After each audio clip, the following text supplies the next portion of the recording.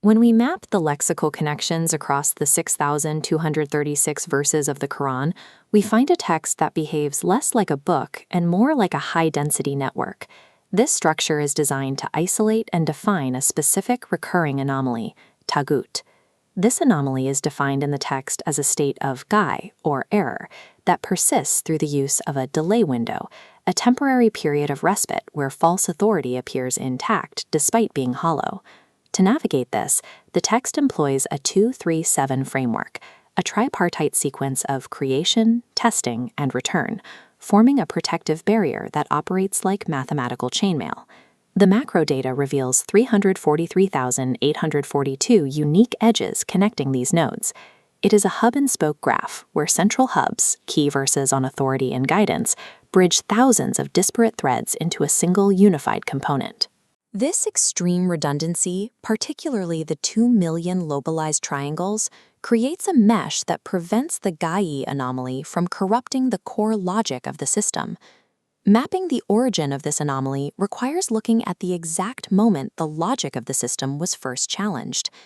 Taghut is the systemic result of a calculation error, a self-sustaining loop of ego that can only be exited by following the text's specific topological path. In the account of the primordial command, the text identifies a specific structural mismatch. Verse 1850 notes that while the command to prostrate was given to the angels, Iblīs belonged to the jinn, a different category of being altogether. This is the first instance of internal taghut, a failure of a unit to read its own designation within the system. The Quranic framework frequently pairs jinn and Ādam as a duality of light. Jinn, created from fire, represent energy without mass, a wave state. Ādam, created from clay, represents mass and inertia, a particle state. Iblīs refused to acknowledge this joining of wave and particle, breaking the duality. This introduced a rogue variable, assumption. In verse 712, he justifies his deviation. I am better.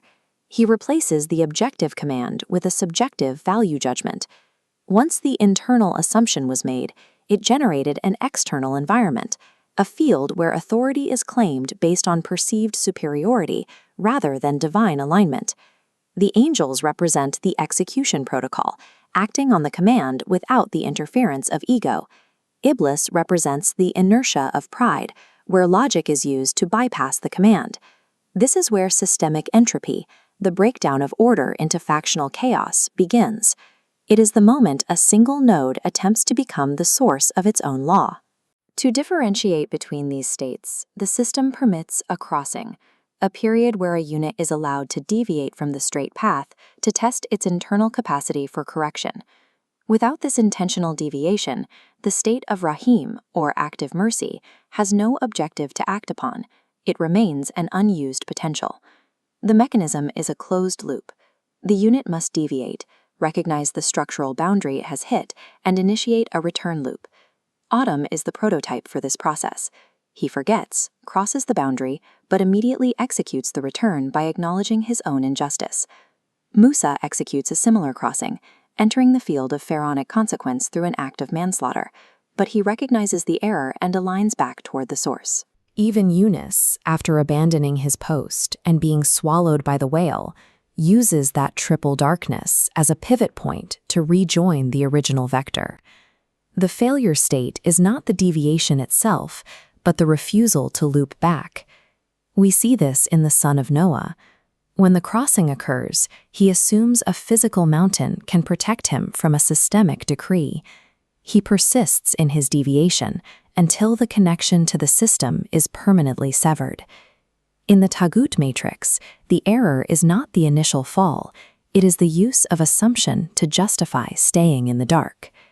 If Taghut is a hollow authority, how does it maintain influence? It uses respite, a granted delay in the system's feedback loop. This creates the illusion that time is infinite. The danger of respite is that it allows the nafs to believe it can delay its return indefinitely. To understand how the text measures the outcome of this delay, we can look at the mechanical laws of force and motion.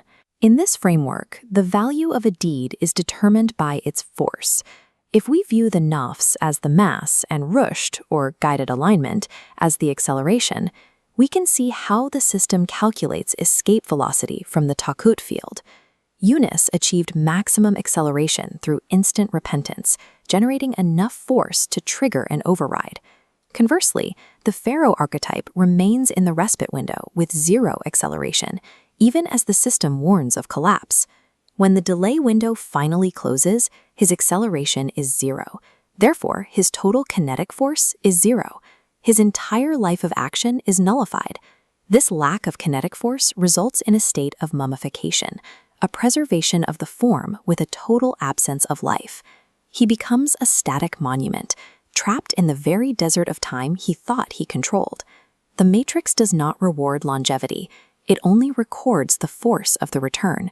Without that kinetic shift, you are simply data waiting to be erased.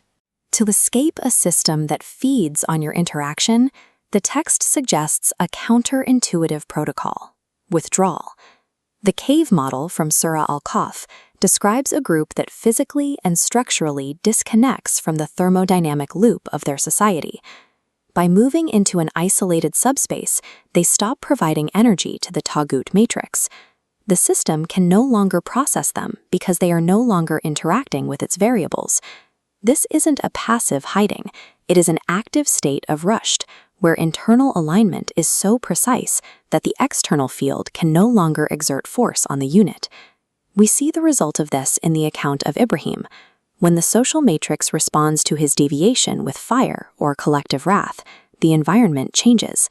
Because Ibrahim is perfectly aligned to the source, the physics of the environment invert. The fire becomes coolness and safety. When the nafs is correctly oriented, the Taghūt matrix loses jurisdiction.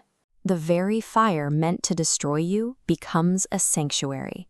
This entire topological journey, the crossing, the alignment, and the return, is archived in the ritual of the sanctuary. The pilgrims circulating the center are a living visualization of the return loop, executing physical motion in a state of total structural alignment. The Taghūt matrix is a design, not a destiny. By understanding its mechanical origin, utilizing the structural mesh of the text, and executing the return loop, the nafs exits the illusion, leaving the matrix to collapse into its own emptiness.